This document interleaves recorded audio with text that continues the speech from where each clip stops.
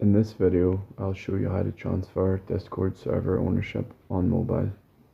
So find the server that you want to transfer and press on the server name at the top, and then press on settings over to the right.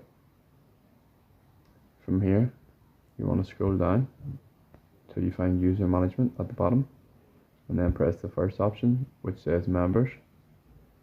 That'll open up a list of all members in the Discord server. So you want to look for the member that you want to transfer the ownership to and press on their username. And you should see red text at the bottom which says transfer ownership. Press that. And this will ask you to confirm that you want to transfer the ownership. And it says that it can't be undone. So you need to make sure you're transferring it to the right person. So you simply press the tick to acknowledge it and then press transfer at the bottom. And then you'll get an email sent which you need to type the code in.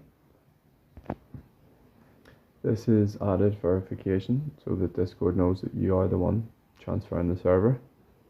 So enter in the verification code, press transfer ownership again, and you'll see the transfer has been successful. So that's how you do it. If you found this useful, please like and subscribe.